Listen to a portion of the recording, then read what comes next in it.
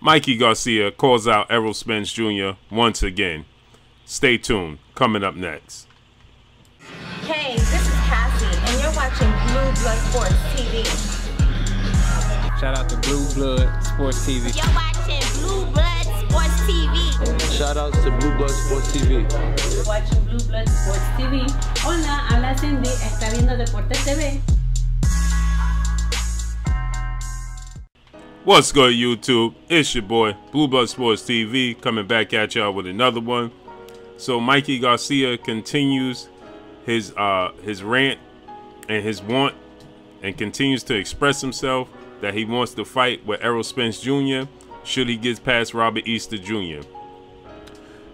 Mikey Garcia had a few things to say, but before I say that, you know, there's a lot of talk of Mikey Garcia versus Errol Spence Jr., and there's a lack of talk of Mikey Garcia versus Robert Easter.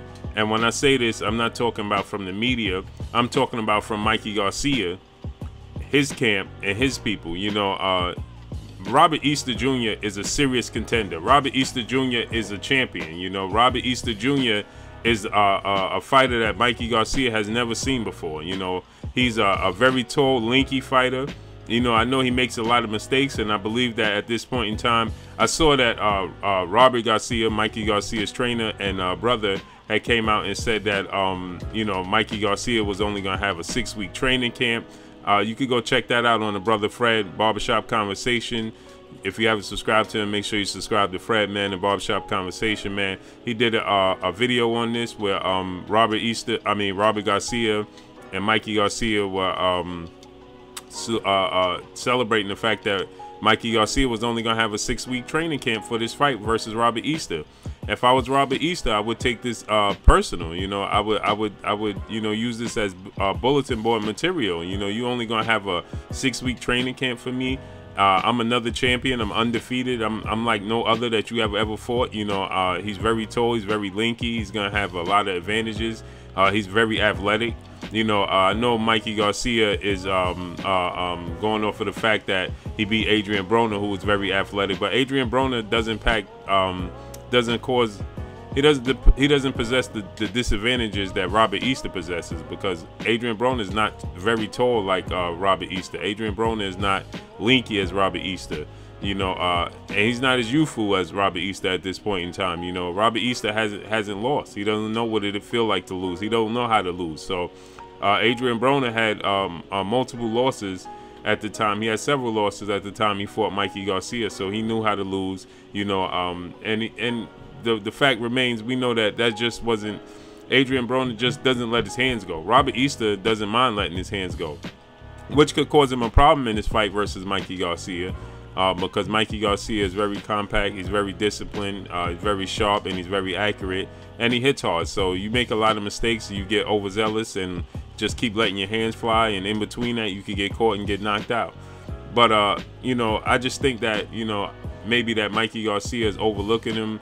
You know, his focus, it seems like his focus is on Errol Spence. I know he's asked the questions and he got to answer the questions that he's asked, you know, but to only have a 6-week training camp and things of that sort is just, you know, it just seems to be and you know, some of these interviews are swayed, you know, they're swayed for headlines and things of that sort, you know. But at this point in time, man, I just think that Mikey Garcia's focus should be Robert Easter, because Robert Easter poses a serious threat, you know. But to the subject at hand, Mikey Garcia calls out Errol Spence. He said he's very serious about this fight. Here's what Mikey Garcia had to say. He said, "I'm very serious." He said, "I know sometimes people don't take me seriously. They think I'm just big, tall, and that. I'm not ready for that. I'm too small. I'm not big enough for that kind of guy. He's too much of a threat." This is what Mikey Garcia had to say. "I know I'm not big, and I'm not the size I should be to be a welterweight. I know it's a huge threat. I know it's a dangerous fight for me, but those are all the reasons I want to do it." And this goes back to what I said yesterday, what I was saying yesterday about Mikey Garcia saying that he felt like he was at a disadvantage at 140 pounds. So he's throwing out all these narratives of the size of the disadvantages he will be in the ring, he will face in the ring versus Errol Spence Jr. So these are this is what you call creating a built-in excuse, in my opinion. And the reason I say this is because if you keep throwing out these narratives that he's so big and I'm always at a disadvantage and he's so strong and all of these things, then people are going to expect Errol Spence to win the fight because you are at such a disadvantage. So it's like throwing out there, you put it out in the atmosphere that you have a built-in, that you have a disadvantage. You know, you putting it in the public how much of a disadvantage you will be at facing Errol Spence Jr. Then what does Errol Spence Jr. stand to gain in winning this fight? Because he has every advantage in knowing the man in this situation. So if he was to beat you, then what does he stand to gain from it? What does it do for his legacy? Because you're in the public and you're saying that you're at such a disadvantage facing this guy. So it's like, you know, what does Errol Spence stand to win in this fight? He's at a lose-lose situation, because if he loses the fight, then everybody's going to say, you know, Mikey Garcia is going to get all the praise for winning the fight, and Errol Spence is going to get he's going to get all the backlash from losing the fight, because he shouldn't lose to a guy who's 2 weight classes smaller than him, and you know, hasn't fought at welterweight ever, you know. And then on top of it, Spence being a natural, well, people will say he's a natural 154 pounder.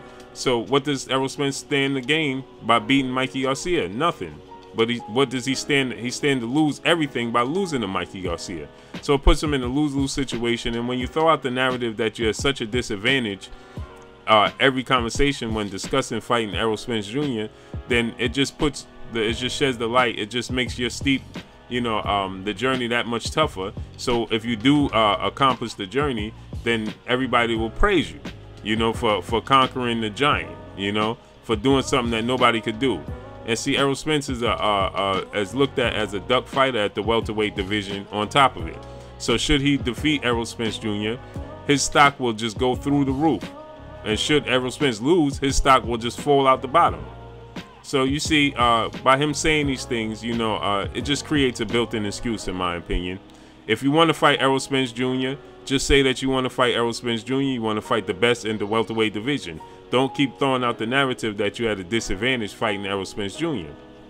Just say that, listen, I want to test my skills, I want to go up to welterweight and fight the best the welterweight division has to offer. Point blank and period. You know, it's easy for people to take a challenge when there's no pressure on them. See, Mikey Garcia wouldn't have any pressure on him in the Errol Spence fight. Reason being, he's not expected to win the fight. So where's the pressure? If he loses, you know, I mean, he will have to deal with that in behind closed doors between himself. But if he loses, he won't suffer any backlash. His career won't take a hit. But if he wins, his career will go through the roof. So there's no pressure. So there's a win-win situation. It's easy for people to take a situation where there's no pressure. Take the fight with Terrence Crawford. There's a lot of pressure in that situation, because nobody would say that Mikey Garcia has 0 chance to beat Terrence Crawford. You understand what I'm trying to tell you? But so Mikey Garcia calls out Errol Spence again. He says that should he get past Robert Easter Jr. and unify, he's definitely looking to go to welterweight division and take the fight with Errol Spence Jr. next. So that's all I got. Drop a comment in the comment section. Let me know what y'all think. It's your boy Blue, Blue Blood Sports TV. Hate, like, comment, and subscribe. If you haven't subscribed, hit the subscribe button, hit the like button, hit the bell icon to get all the new notification. Follow me on Instagram at Blue Blood Sports TV, all one word. Y'all already know what it is. It's your boy Blue. Shouts out to the entire LDBC. Shouts out to New Media. Shouts out to Black Media Row. It's your boy Blue, man. Follow me. Make sure you like make sure y'all like and share these videos, man. It's your boy Blue, man. Let me know what y'all think. Mikey Garcia calling out Errol Spence Jr. once again. That's all I got for y'all. Peace. Oh yeah, you can check out this article on Boxing News 24. That's all I got for y'all. Peace. Blue Blood Sport TV, baby, from the Empress. Much love.